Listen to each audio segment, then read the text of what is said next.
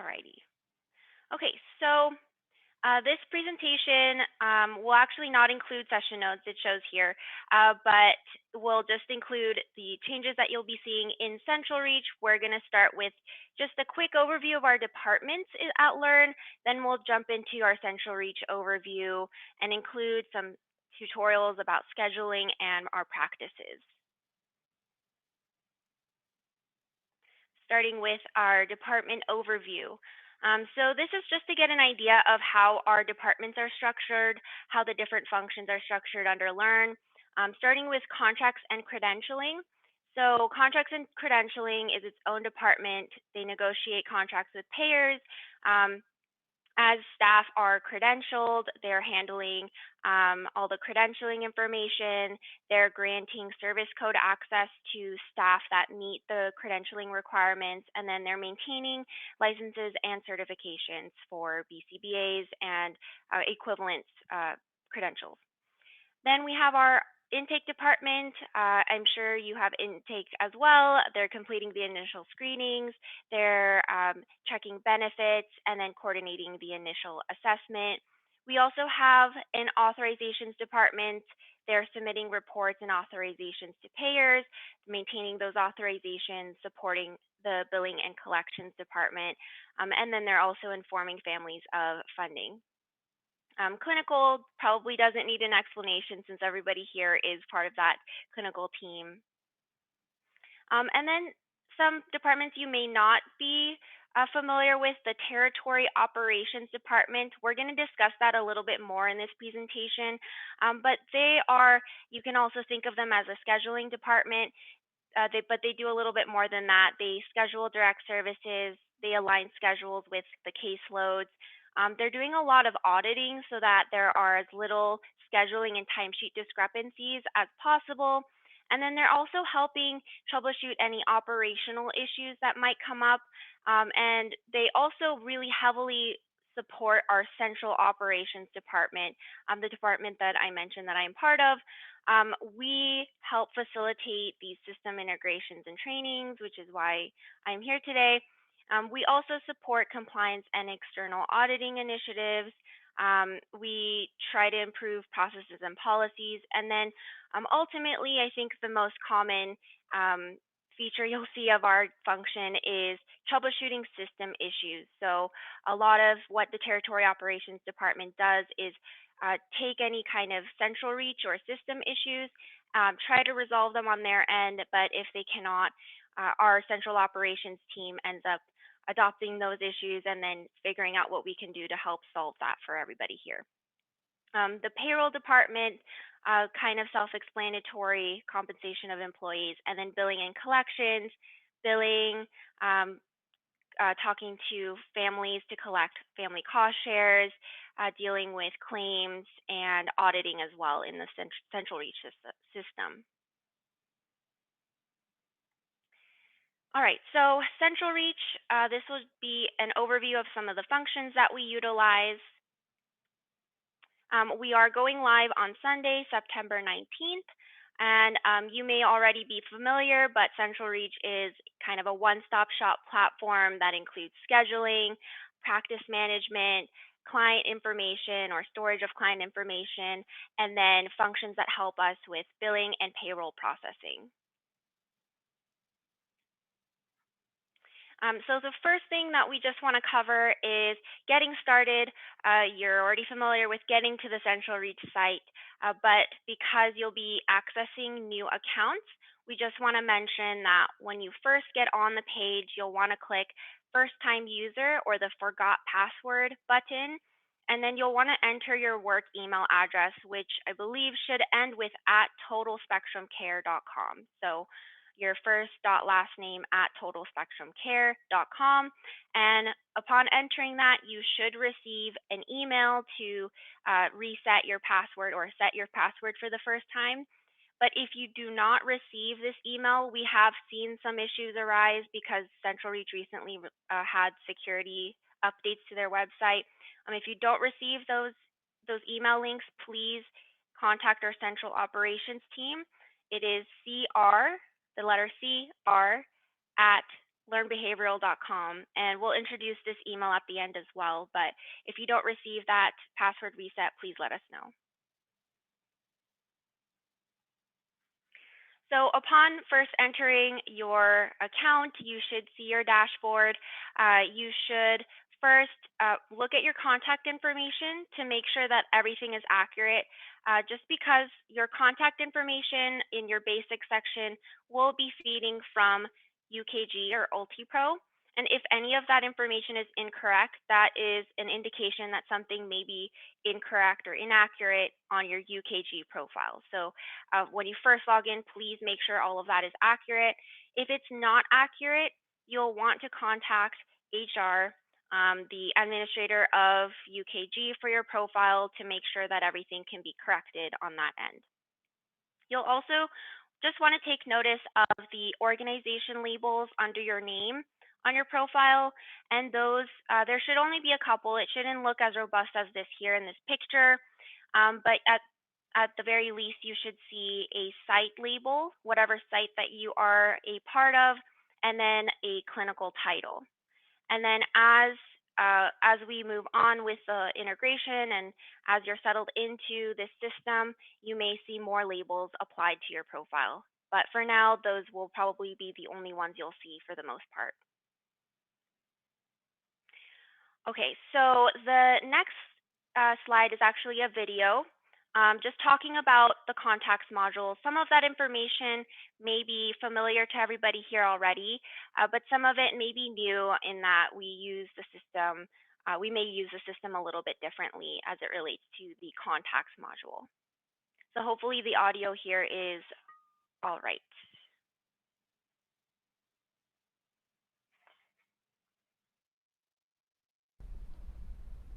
The Contacts module in CentralReach gives you access to the profiles of employees and clients that are in your network. To access the Contacts module, click this icon.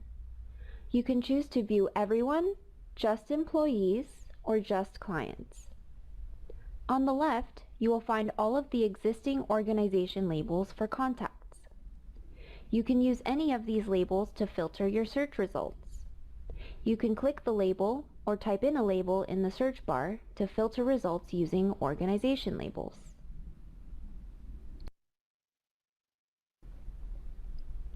Clients will be marked with a green C logo.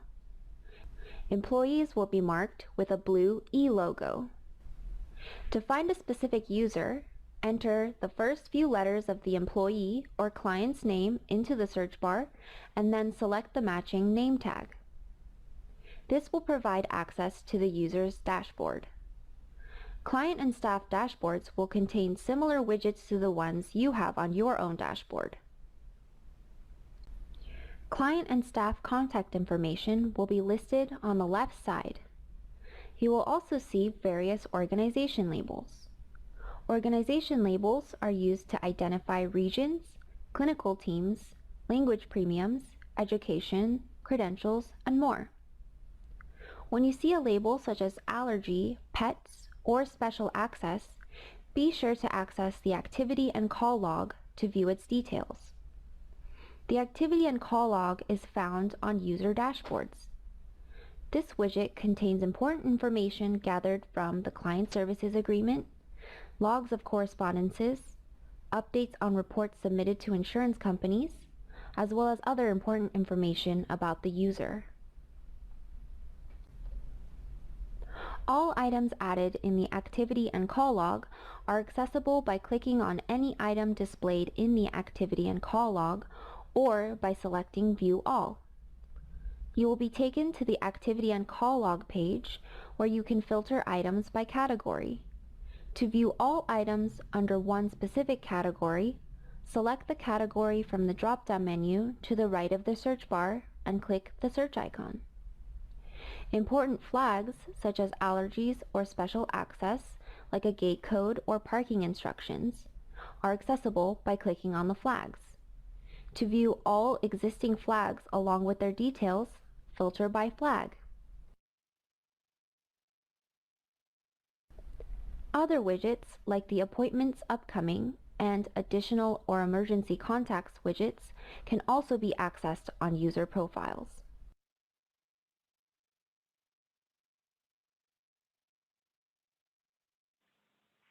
Okay, so in summary, as you may be familiar, there are a couple ways of searching and filtering for contacts in the contacts module. The first just being the search bar, the second being contact type. So you can filter by clients, employees, or everyone. Um, we don't usually use the other types of contact types, which is why I'm not mentioning those. And then the third common type of way to filter is through organization labels. So those are on the left-hand side, and in the system, upon entering it, you'll be able to see all of the available organization labels that we utilize. And this page just has some example labels and descriptions for each of those types of labels. So as I mentioned earlier, you will see your clinical job title. You may start seeing your education label and your clinical credentials on your profiles as we verify them. On client profiles, you may see intake status and flags. Flags are important pieces of information we might get from the client services agreement. Um, you may see learning center labels. So if the client is attending a learning center, they'll have an appropriate local learning center label. Languages, if the family speaks another language other than English. So we use all of these organization labels as kind of social media hashtags, as I like to call them, to categorize all of the contacts and make them easier to search for as well. So again, a recap of client profiles. Client profiles are manually created by the intake department, and then their contact information is housed there. We use their activity and call log widgets to house any important authorization and report distribution updates, as well as those uh, additional information from the client services agreement. Any correspondences we have either with the family or regarding the client, like record requests, those kind of updates may be housed in the activity and call log. And then client profiles are also where we keep our session notes and forms created with a client. Staff profiles are used a little bit differently. They are automatically created via the UKG system, which is why I mentioned that connection between your contact information on your profile and UKG. So that's why if anything is inaccurate, you'll want to make sure that UKG is also accurate. Organization labels are also used. Like I mentioned, some of those are automatically generated because of the connection between UKG and staff profiles. Others may be manually applied. And then on staff profiles, we use them to house credential information, education information, and then NPI numbers, and that sort of information. So just kind of switching gears over to scheduling, scheduling and timesheets. Just a word about converting sessions are the expectation that we like to set that I believe is pretty much the same where you all are, is converting daily is the expectation. All sessions must be converted. So if you have any billable, non-billable, or for BCBAs, not so much cancellations, all of those sessions will need to be converted.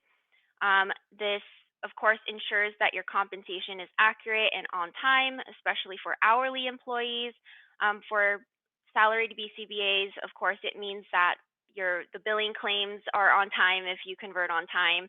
And then late conversion, we like to tell everybody that late conversion results in late billing claims, processing of payroll. So we really want to avoid all of that from happening. And then we do say that the lightning bolt is the best way to convert. Just it's the easiest way, and it's the way that we like to communicate is best practice. Once you do hit the lightning bolt and convert, you're brought to the timesheet area. Um, this is where the session notes will be housed. It's located on that timesheet page, and it is required prior to submitting the timesheet. You'll also see what we call the timesheet verification box or the confirm submission box. That box is just to confirm that you've accurately recorded your hours and the services that you rendered, that you've documented services in accordance with the company policies, and then you've also had any opportunity to make necessary changes before submitting your timesheet. So it's just an attestation that all employees will need to check off to confirm that all of that is true before submitting the timesheet, and it is required prior to submitting. So in summary, we have what we call end of session tasks, and those tasks encompass first making all final same day changes to your schedule. So for BTs mostly that means cancellations, whether times changed or the code changed.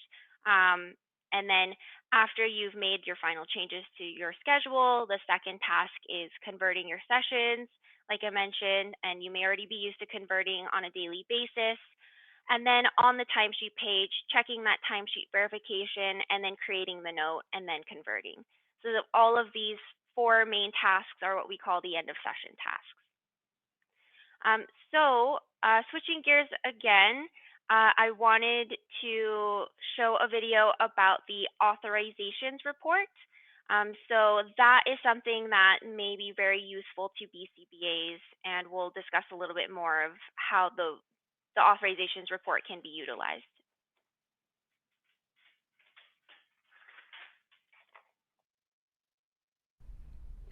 The Authorizations module should be used to analyze client authorizations. This module provides detailed breakdowns of every client's past and existing authorizations in Central Reach.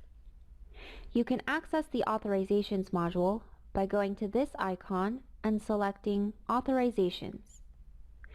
Begin typing the client's name in the search bar and select their matching name tag. If the client has existing authorizations, the authorizations will populate below. Each code, along with its valid date range and funding source or payer, should be displayed. One thing to be careful of is the all-time and monthly views. The frequency of each authorization will determine whether you should view as all-time or monthly. The frequency of the authorization may vary from once, daily, weekly, monthly, or even semi-annually. If the authorization frequency is once, use the all-time view for the most accurate calculation of authorized hours and utilization. If the authorization frequency is not once, use the monthly view. You can expand each authorization to reveal the full name of the authorization, which providers billed this authorization, and how each provider utilized the authorization. The valid from and until columns will tell you the exact period of time that the authorization is valid and available to bill. To the right, the frequency, authorized, worked, pending, and remaining hours, as well as utilization percentage, will also be listed for each authorization. The authorized column will show the total amount of hours authorized for this authorization period. The worked column will show the hours that have been scheduled on the client's calendar and also converted into timesheets. The pending column will show the hours that have been scheduled on the client's calendar but have not been converted yet. The remaining column will show the hours that have not been scheduled or converted yet. The utilization percentage will display the percentage of the authorization that has been used so far. The utilization percentage will quickly tell you whether an authorization is being over or underutilized.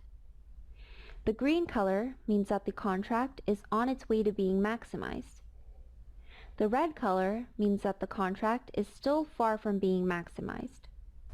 It may also mean that the authorization is being overutilized. The yellow color means that the contract is somewhere in between. Lastly, the valid filter may show up in this corner here. The valid filter prevents expired authorizations from showing. When the valid filter is enabled, only authorizations that are currently active within their validation periods will be displayed. If you remove the valid filter, all of the client's authorizations will now be visible. The list will include any current and past authorizations.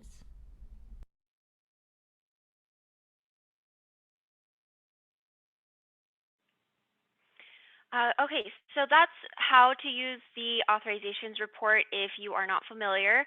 But in terms of what it's usually used for, or what BCBAs at Learn usually use it for, that includes tracking contract fulfillment, viewing valid authorization periods, monitoring hours available for each authorization, and then while you're checking that, the funding source guidelines, which I'll discuss a little bit in the next slide, can be used in tandem just because you may find that some authorizations require a minimum level of credentials or education in order to use those authorizations prior to billing.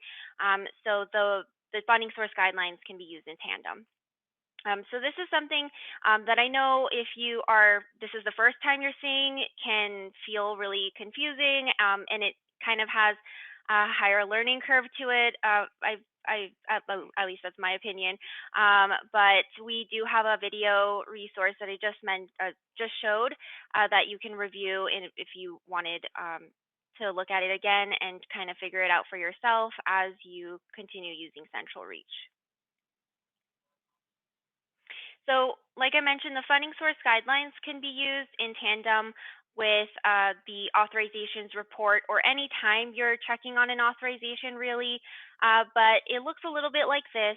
It is in the M Files program, and it's called Funding Source Guidelines. So you can search for that in the name. But when you open it, you'll search by three distinct categories. Those will be drop downs at the top. You'll look for state, then the type of funding source, and then the name. And once you do filter by those categories, you'll find a set of codes that will be visible, or authorization types that will be visible. And each of those authorizations will tell you what the code number is, what the minimum credential or education level is. So that could be anything from high school to BCBA or master's or anything like that. You'll also see the activities that can be billed under that specific authorization for the funding source. They will be abbreviated, and the code legend will be on the side in case you need to see what the abbreviation stands for. But this is really useful, especially for BCBAs. Some codes can be kind of tricky and will vary on what kind of employee can bill for them. And then you may also see employees requesting to use the code when they don't meet the minimum requirements. So this is something that's really useful in checking for. Another feature that is in CR that may be useful for BCBAs is the client service audit. So this is in the reporting module of Central Reach, and I think right now it's also called the Insights module, but it's one of the reports in the Insights module or reporting module, and it's called the client service audit. So this allows you, since you will not be able to see individual employee timesheets, this essentially takes the exact same information, puts it in an audit format that you can export as an Excel sheet. But this feature allows you to narrow down by a certain date range, narrow down by specific client or employee, and then also by a certain service code. So for example, a common report or a common use for this report that we see is BCBAs looking for supervision hours or the number of cancellations that might have occurred for a specific client. So in that case, they would narrow down the date range, enter the specific client, and then maybe filter by a specific client cancellation code or something. So that's one way that you can use the client service audit and then export it if you need to, and then manipulate that information or clean up that information for your own use. And if you don't see that you have this access when you go to the reporting module or insights module, please email our cr@learnbehavioral.com email and we can get you that permission. Just before proceeding to kind of scheduling tutorials, does anyone have any questions before you proceed?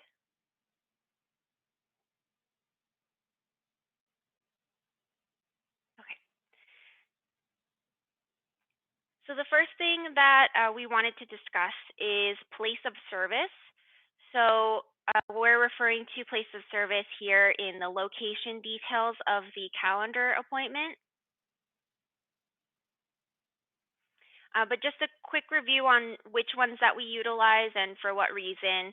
First, home.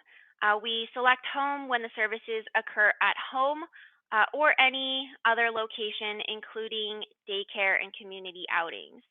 And then, oh, I'm sorry, home is used for services that occur at home. And then this recently changed, so forgive my confusion. 99, it's not included on here. 99, other place of service, that is used for any other location, including daycare or community outings. So when I send this out, or when we send this out, that will be corrected on this slide. So home is only used if the services occur at home. And then office is used when services take place at a Learn clinic or office. School would be used when services take place at a school. And then telehealth would be used when services occur via telehealth. So all in all, it's pretty self-explanatory, except for the one that's not pictured here, other place of service. I think it's 99. That's used for any location that is not home, office, school, or telehealth. So that could be a daycare or a community outing. Okay, so this looks a little jumbled up, but this is just to depict what we're discussing on this slide. First being appointment type, so referencing this specific drop down on the calendar, and then also codes, referencing the codes area or the non billable, mostly codes area of the calendar appointment. So BCBAs in our Learn system will be using specific sets of appointment types and pay codes that are all pictured here.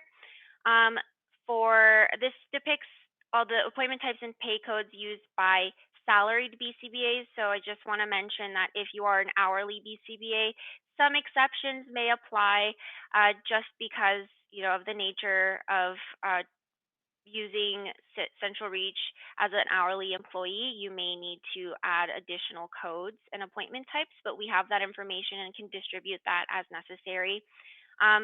But for the most part, BCBAs will really only be for supervision activities, entering the billable code, linking that to the billable authorization, and then using the appointment type supervision.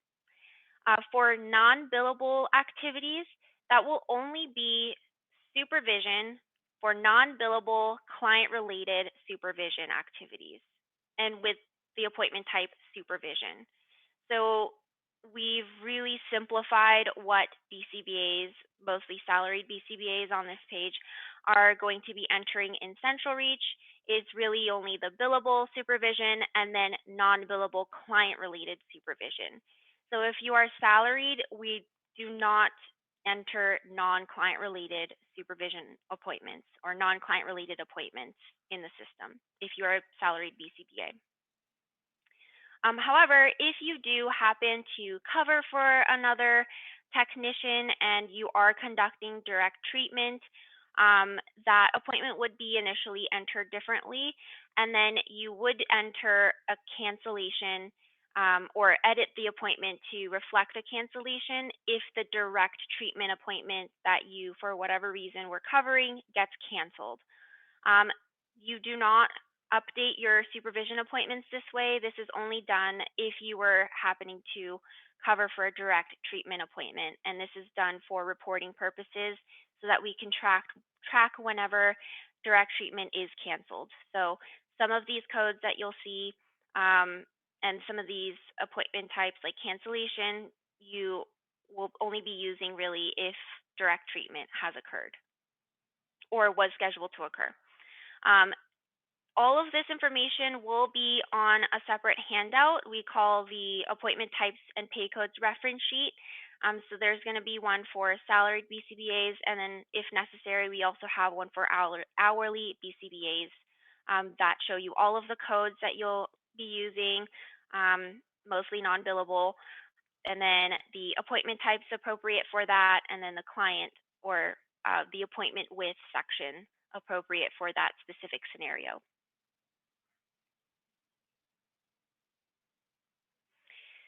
So, in terms of mileage tracking, BCBAs will track all mileage between sessions or learn locations or any work location really. So, mileage should be entered in the location detail section of the calendar session for your commute destination. So, in the picture here, this kind of depicts what that means. So you'll see the first client and then the second client. And then if you're commuting from that first to the second client, you're entering your total mileage between the sessions in that second session that you're arriving to. You are not going to enter any commute going to or from your home. We just want to mention that in case there's any confusion. Um, but this is, I think, something that is unfamiliar to most of everyone here. The way that you're entering mileage will be a little bit different from moving forward. So just as a small example, again, to apply that knowledge here, the first session, let's say it's for Ben, the second is for Sally. You drove 10 miles to get from Ben to Sally's home. You'll be entering the 10 miles in the location details of the home session for Sally, which is that second session depicted here. Okay, so there's not going to be any non-billable code for any mileage, and we're not using any kind of other mileage expense report to report any mileage. It's all going to be housed in this location detail section. Okay, so um, just moving along here, supervision activity boxes. This is something new. This is going to be on the timesheet page. It will be populated on the timesheet page whenever you use supervision non-billable client related, the code supervision non-billable client related. And as I mentioned, only client related supervision activities are going to be entered if you are a salaried BCBA. And this video, it's just looping over and over, but it kind of shows you what those check boxes look like, where they are located. You click the lightning bolt to convert that specific code, and it will be right there. And you'll be asked to check all the activities that apply to whatever you are doing during that non-billable client-related supervision appointment.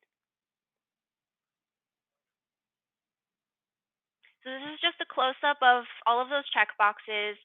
Um, this will be required prior to converting that code on your timesheet. And you will be able to check as many that apply as long as you check at least one. But this table just breaks down what each of those activities mean on the list of activity checkboxes. So consultation or CON is coordination of care with other agencies, data analysis, reviewing program data, IEP, attending an IEP. Offsite direction includes case management, scheduling, group meeting, emails, and miscellaneous. Report writing is writing treatment plans. Program development includes writing program overviews, a current items list, materials. Parent direction is communication with parents. So you'll only be seeing this whenever you are creating an appointment and converting for supervision, non-billable, client related. And we do have a handout that has these descriptions with each of these activities, so we can provide that as well. So this image is just a picture of an example appointment or an example calendar, a weekly calendar for a BCBA. This we find is necessary sometimes for to just to illustrate what a BCBA calendar looks like. It does look a little bit different from BT calendars, but as you can see, there's no additional appointment for tracking mileage or anything like that.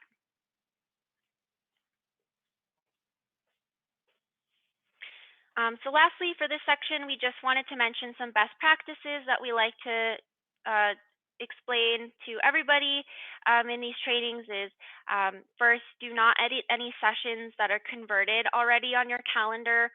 Please notify our territory operations department if changes need to be made. Editing any converted sessions on your calendar will not be reflected on your timesheet or on the billing claim, so that needs to be corrected through a different process. BTs should also get in the habit of including their territory operations team in any schedule updates to their BCBA, again, because territory operations assists with those schedule updates. And then BT should not use their phones or any text messages to contact their BCBA and territory operations specifically about any scheduling updates, cancellations, or anything like that.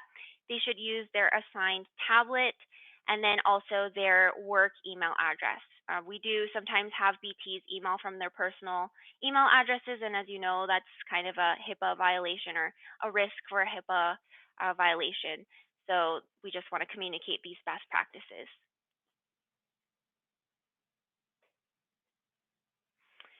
Before we start discussing kind of our last section here about scheduling practices, does anyone have any questions?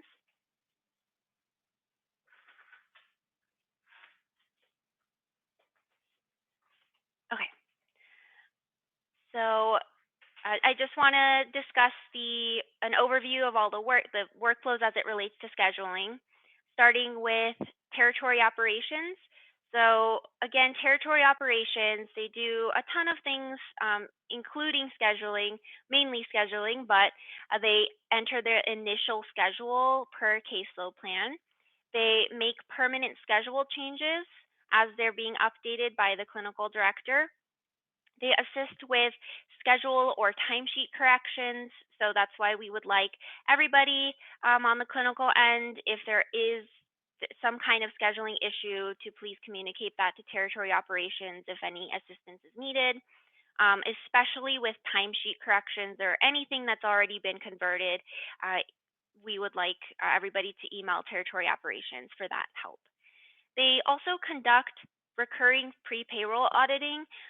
So what that entails is just a series of audits to make sure that there are as little discrepancies as possible prior to payroll running payroll, and also prior to billing, processing timesheets for billing.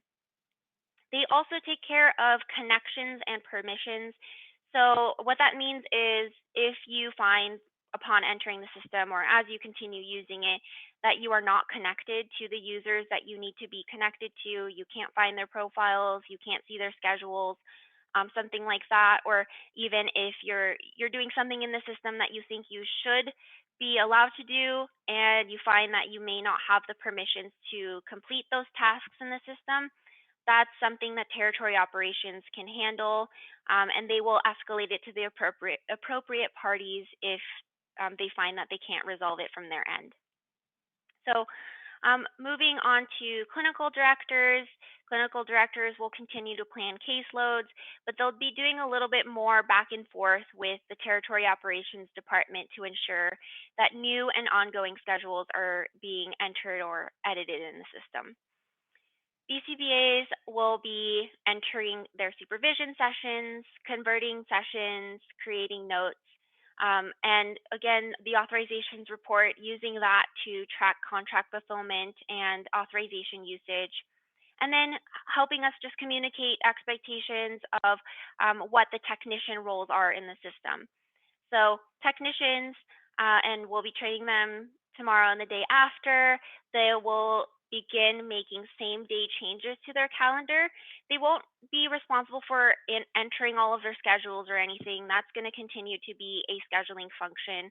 But they will be making same day changes to their calendar. So that includes late starts or early ends to their sessions. They may be asked to enter a coverage appointment, so just one off sessions, not a whole series of sessions. And then they may be entering things like cancellations, for example, same day client cancellations or their own cancellations that they are approved to make. And then they will also be creating session notes and receiving a training about that tomorrow and the day after, and then responsible for converting sessions, and then escalating it to the territory operations department if they're having any issues doing any of that. So, territory operations, they will be regularly assisting clinical with making changes to the calendar, converting sessions, adjusting timesheets. Again, if something's already converted, that should be escalated to territory operations so that they can make any necessary payroll or billing adjustments that sometimes those changes come after payroll or billing cycles and they need to go through another process to be corrected. And that includes, fixing mistakes on past sessions here, connecting users to be able to see profiles or information. They will be following a standard procedure, so we do give a little bit more access to certain job functions, like technicians will not be able to see quite as much as a BCBA, for example. So they ensure that all of that is in place. They'll grant you the ability to view schedules of other staff if necessary. And then they lastly will be helping you troubleshoot any central reach issues that come up. As you may already be aware, central reach can be kind of finicky sometimes. There can be technical issues or glitches. If that ever happens, they are one resource to reach out to, because if they themselves can't correct anything, using the permissions that they have in the system, they will be escalating that issue up to the appropriate parties, and that may include our central operations department. Okay, so as kind of mentioned at the beginning of this whole meeting, your local territory operations team. So that will include Taylor, who will be our local clinical services associate, Noelle Burks, who will be the territory operations manager, and then Peggy, who will be our director of territory operations. She oversees the Midwest and New England. I wanted to just introduce her really quickly because I'm not sure if everyone here is familiar. Peggy, if you just wanted to say a couple words. Hi, everyone. I'm Peggy, and like Lisa said, I am the Director of Territory Operations for BCI, for Total Spectrum, and for WEEP. And I have been with BCI for almost 10 years. We were also acquired by Learn about 3 years ago. Nice to meet you all. Thank you, Peggy.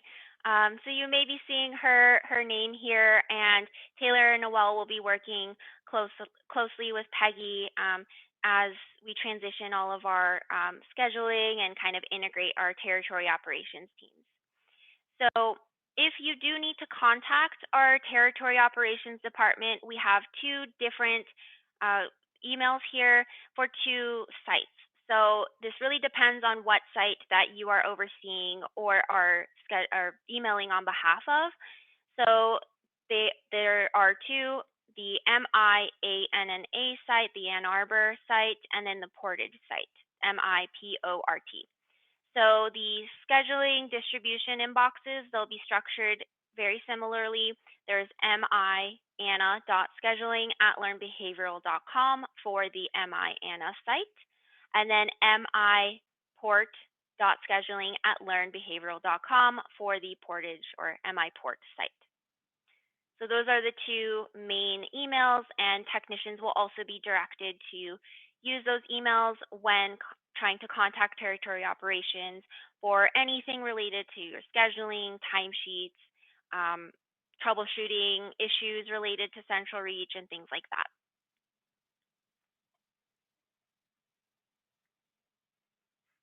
All right, so hopefully that wasn't too much information. Our resources that we usually provide that may be helpful, supplemental materials and things like that will be provided after this training.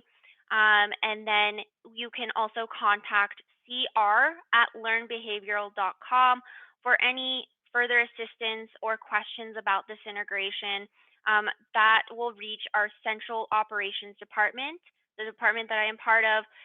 You can also email that email whenever you're having some kind of glitch in the Central Reach system, or you believe that your permissions are kind of not aligning with your understanding of what you're supposed to have in the system.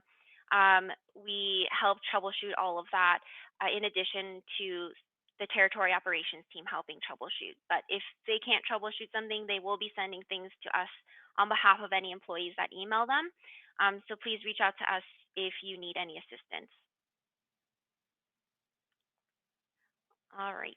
Are there any questions before I wrap things up here? Lisa, I have a question. Will they be able to log into Central Reach prior to the go live date to just check their credentials and make sure that they're able to log in before the 19th? Yes, I believe so. I think everybody's account should be ready to be logged into. Okay, so that's probably a good idea, just for all of you to try to get in and make sure that you're able to. Yeah, good point, Peggy. And then if you can't access your account by the 19th, at the very least, please reach out to that email you see on the screen here, cr@learnbehavioral.com. We'll just need to make sure that everything is correct, both on your UKG end or CR end, your email. Sometimes those things get kind of misaligned through this whole transition process.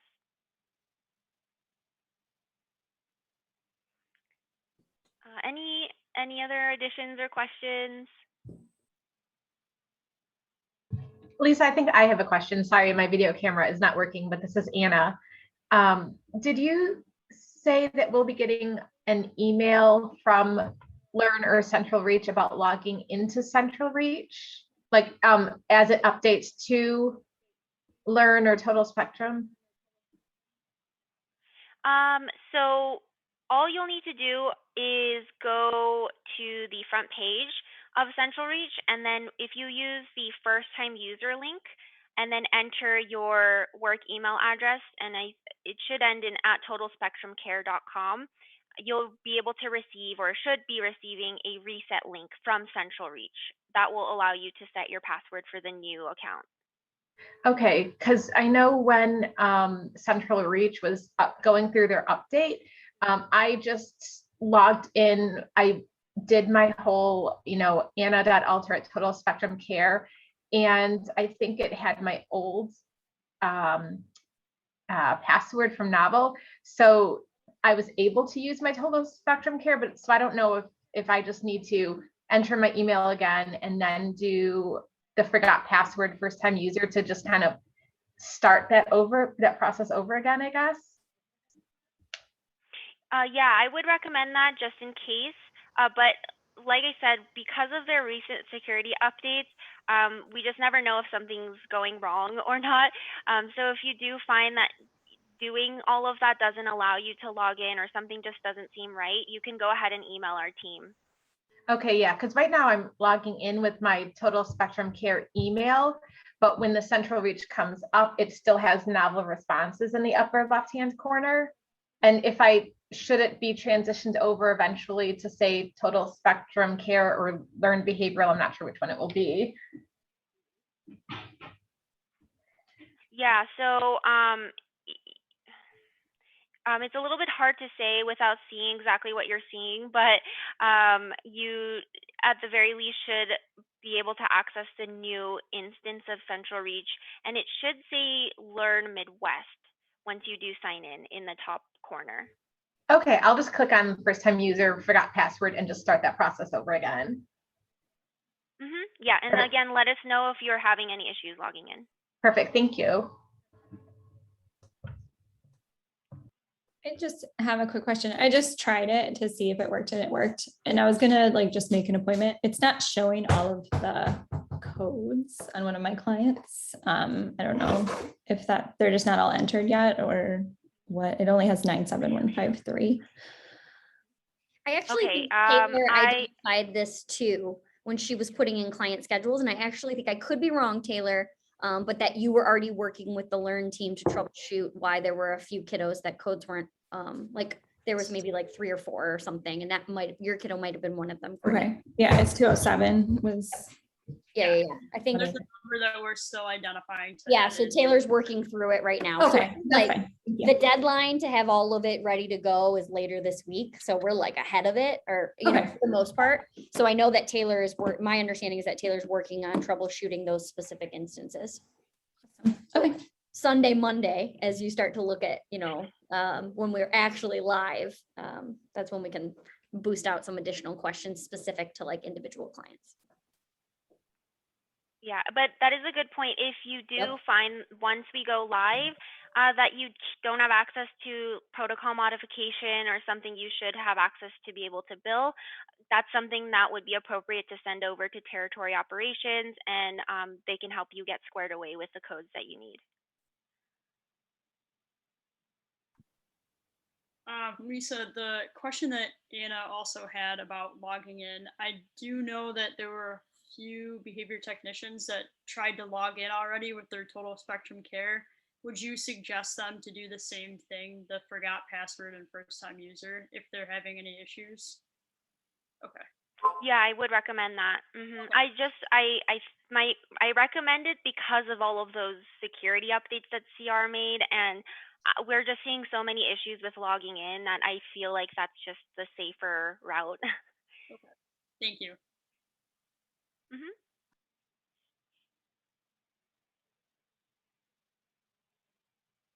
Any other questions?